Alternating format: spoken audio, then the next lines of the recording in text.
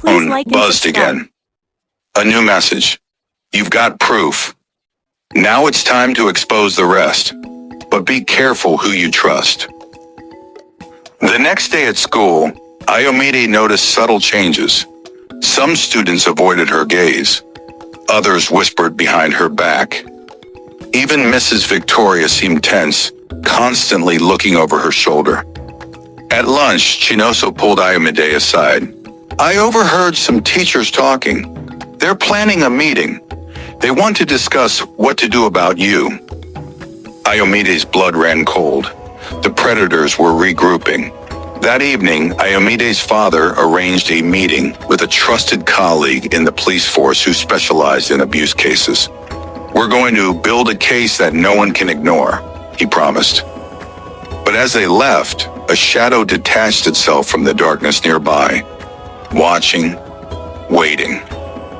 How far will these predators go to silence Ayomide? Can she and her family survive the storm they've unleashed? Days later, Ayomide's world grew heavier.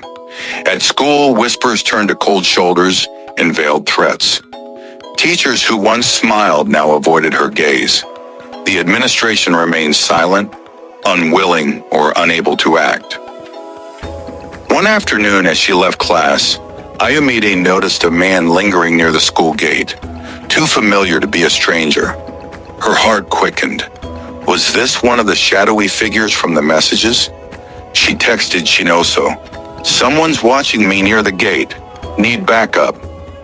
Within minutes, Chinoso and Adele appeared.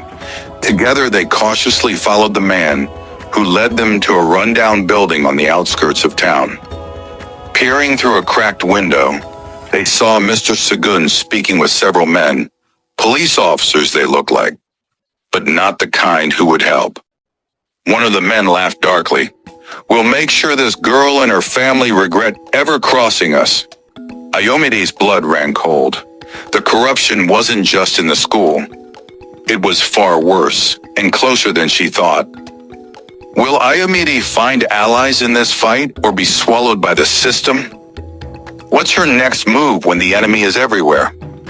Ayomide, Chinoso, and Adeola retreated silently, hearts pounding. They needed a plan, and fast. Back at home, Ayomide's father listened intently as she recounted what they'd seen. His jaw clenched. "We're dealing with a dangerous network," he said grimly. "But there's one person who might help, an independent journalist known for exposing corruption." The next day, Ayomide sent an encrypted message to the journalist.